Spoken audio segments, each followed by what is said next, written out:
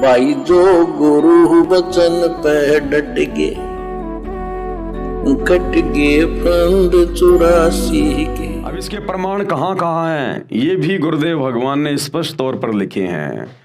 कुरान मजीद की सूर अल हदीद 57 की आयत नंबर 26 और 27 में कुरान ज्ञान देने वाले ने कहा है कि कुरान का ज्ञान किसने दिया? शैतान ने, इस काल ने, ज्योति निरंजन ने। मुसलमान धर्म के भाई बहन जिसे अपना खुदा मानते हैं, अल्लाह मानते हैं, वो शैतान, उसने हजरत मोहम्मद को कुरान का ज्ञान दिया।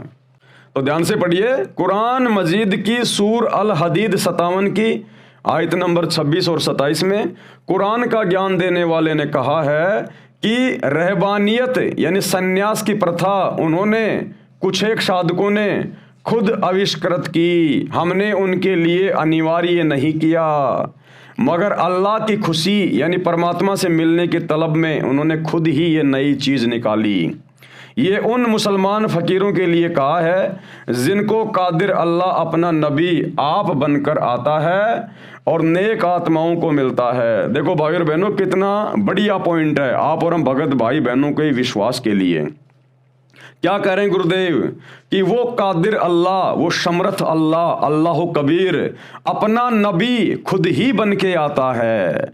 यानी ये काल, ये शैतान तो अपने नबी भेजता है, जैसे हज़रत मोहम्मद को भेज दिया, हज़रत आदम को भेज दिया, हज़रत दाऊद को भेज दिया, हज़रत ईसा को भेज दिया, हज़रत सुलेमान को भेज दिया, श्री राम को भेज दिया, श्री कृष्ण को भेज दिया। ये काल तो अपने अवतार भेजता है, नबी बना के, रसूल बना के। हिंदू धर्म में अवतार कह देते हैं और मुसलमान धर्म में उनको रसूल कह देते हैं, नबी कह देते हैं, पैगंबर कह देते हैं, संदेश वाहक। तो ये शैतान तो भेजता है अपने नबी, लेकिन वो कादिर अल्लाह, अल्लाह कबीर अपना नबी खुद ही बन के आता है, वो खुद ही बाखबर बन के आता है। देखिए क्या लिखा हुआ है, जिनको कादिर अल्लाह यानी वो परमेश्वर अल्लाह कबीर अपना नबी आप बनकर आता है, क्योंकि वो समर्थ है, वो किसी से डरता नहीं, किसी से घबराता नहीं, वो समर्थ है, सतगुरु जो चाहे सो कर ही। इसलिए कबीर परमात्मा अपना अंश नहीं भेजता सतलोक से, सातवें आसमान से किसी आत्मा को नहीं भेजता यहाँ पर अपना ज्ञान समझाने के लिए, अपना कोई अवतार या नबी नहीं भेजता।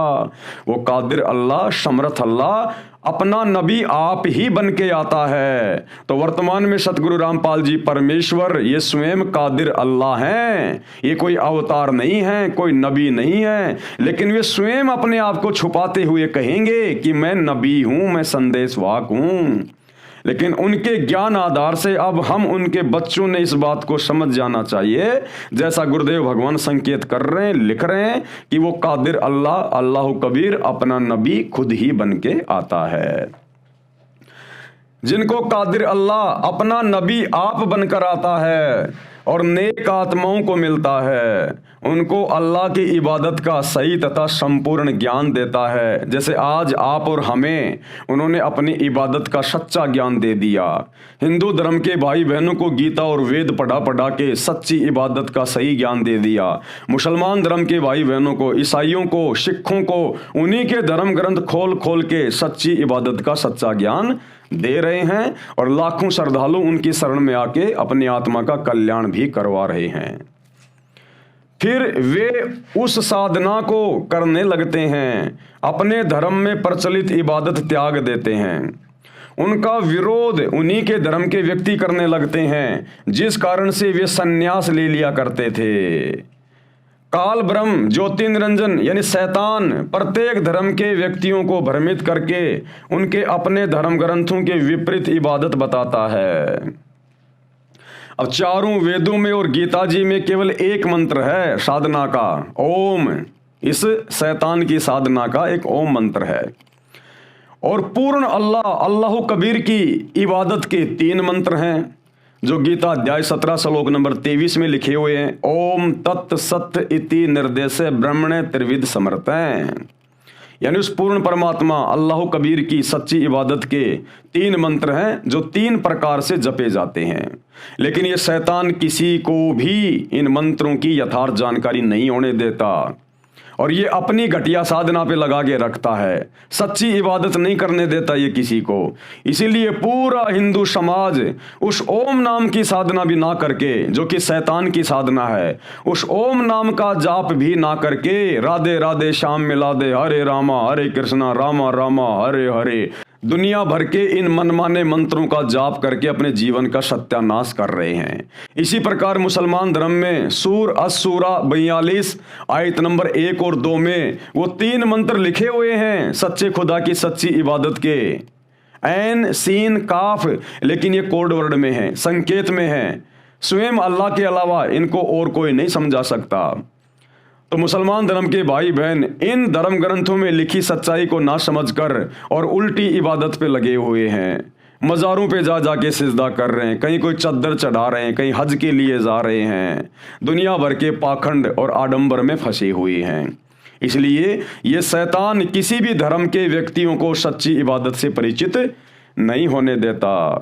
काल ब्रह्म यानी ज्योति निरंजन ये शैतान प्रत्येक धर्म के व्यक्तियों को भ्रमित करके उनके अपने धर्म ग्रंथों के विपरीत इबादत बताता है, अपने दूत भेजते रहता है। यानी ये मुल्ला मौलवी उलेमा ये सब काल के दूत हैं, शैतान के दूत हैं। हिंदू धर्म में ये पंडित, ये ब्राह्मण, ये आचार्य, शंकराचार्य, धर्मगुरु, महामंडलेश्वर ये सब काल के दूत हैं। तप करने की प्रेरणा करता है, कठिन साधना करने की प्रेरणा करता है, परमात्मा प्राप्ति की तड़प में साधक वह करने लगता है। पूर्ण परमात्मा यानी वो कादिर अल्लाह, अल्लाह कबीर उनको फिर आकर मिलता है और यथार्थ आसान नाम जाप करने की विधि यानी इबादत बताता है कि बेटा जंगल में जाने की जरूरत नहीं है, ये तप करने की जरूरत नहीं है, मंदिर मस्जिदों में धक्के खाने की जरूरत नहीं है, तुम्हारे धर्म ग्रंथों में क्या साधना है हमें उससे परिचित करवाता है, भक्ति के वास्तविक मंत्र हमें देता है जो कोड वर्ड में हमारे धर्म ग्रंथों में लिखे हुए हैं।